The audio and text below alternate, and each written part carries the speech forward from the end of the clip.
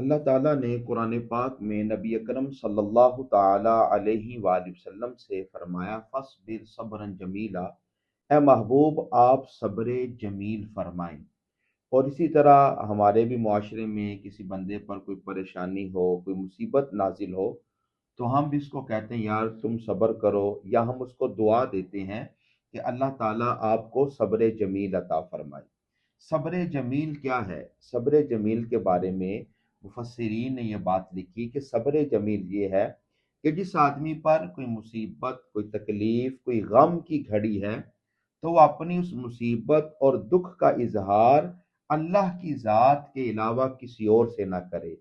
یا صبر جمیل اس کو کہتے ہیں کہ جب آدمی کو دوسرے لوگ دیکھیں تو اس کی ظاہری حالت سے بالکل بھی ان کو محسوس نہ ہو کہ یہ آدمی کسی پریشانی میں ہے، کسی تکلیف میں ہے۔